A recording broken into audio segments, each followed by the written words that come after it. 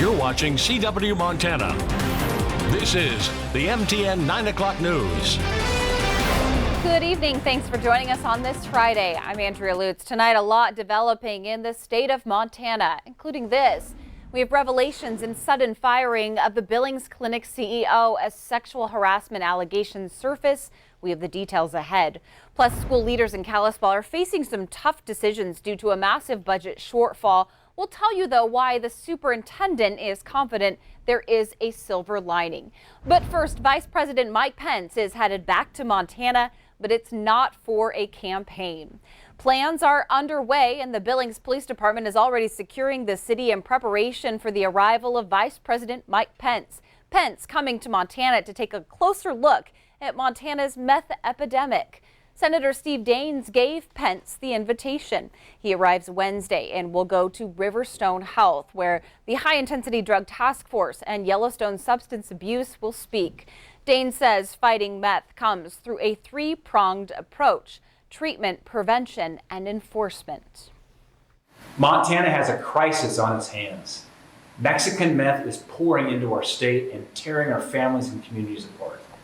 I've been fighting hard to tackle this growing issue all over our state, and I'm very grateful to welcome Vice President Mike Pence to Billings next week to continue this fight together.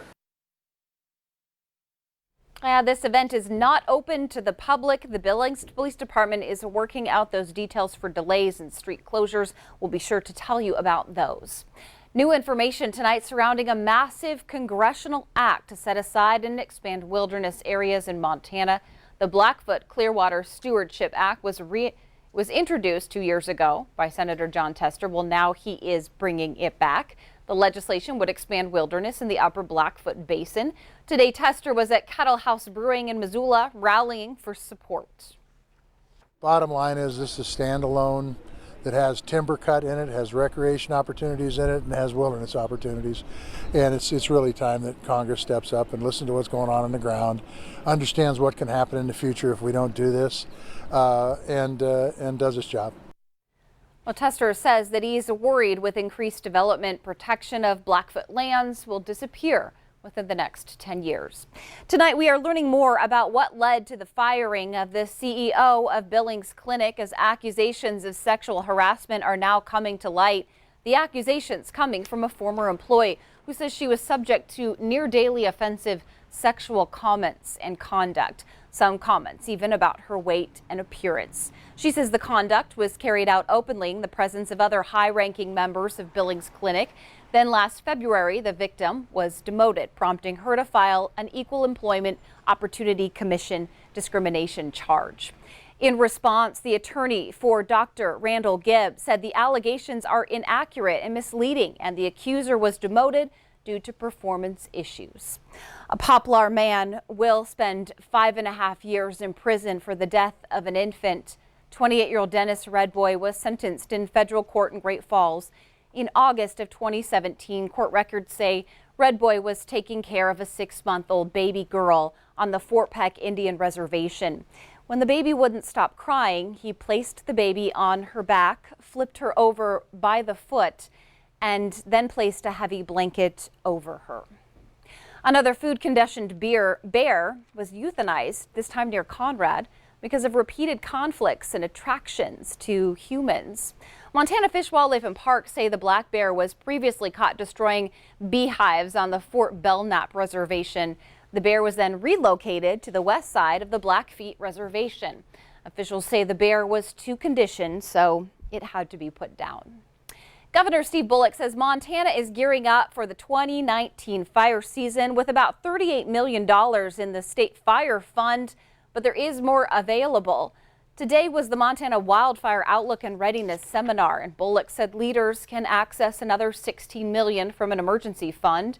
Meanwhile, fire experts are predicting a normal risk for fire this summer, but in northwest Montana, conditions are much drier. And as always, he says the public is encouraged to prevent fire starts. As we venture into fire season, a Billings high school student is trying to do something to help. The junior created an artificial intelligence algorithm. The program uses monthly moisture, vegetation, longitude and latitude, and can predict how big fires will get before they occur. One event in particular motivated his work. When I was watching the news, the Paradise Fire, I just saw there was 85 people killed, and one of the kind of facts that was kind of chilling to me was that they had 30 minutes from when they were told to evacuate to when the fire was basically there. So the traffic just got really backed up, and they were basically like burned alive in their car. I was just thinking, how is it then 2018, and how are we allowing this to happen? So Dylan will continue his program as an independent research class with a professor at the University of Montana next year, and he hopes the Forest Service will then integrate the model and someday hopefully apply it to the field. 2 years after a Blackfeet woman went missing, her family has not slowed in their efforts to keep her face and her story out there. Ashley Loring Heavy Runner's family tells us they will not stop searching for her until she is found. The last 2 years have left no leads, and so frustration is growing. Ashley has since become the face of the missing and murdered Indigenous movement, something her family says is bittersweet. It feels good in a way, but then again, it's like it shouldn't be this way. You know, you kind of have that weird, odd balance there. There are people in Browning that know exactly what happened to Ashley. If we have to live with the pain, then those people should live with the shame. Tomorrow, Browning will host the second annual Ashley Loring Walk, and a tree will be planted at the Blackfeet Community College. New information tonight as the Kalispell School District is facing a $2 million deficit with programs and curriculum on the line. The district thought a recent levy would help solve the shortfall, but voters turned it down just last month. $300,000 will be cut from technology spending. Another $100,000 will go from classroom materials. Now the district plans to review and finalize the cuts. Bozeman police say if it weren't for the efforts of a high school senior, a woman in trouble could have died. Justin Kirkland was at the right place at the right time, right outside of Bozeman High School back in March. He saw a woman unresponsive in the snow. So he used his phone screen to check to see if she was breathing while he called 911. The teen was awarded a Citizen Appreciation Award. I think it's the difference between life and death. And so he did a great thing and immediately got the responders coming.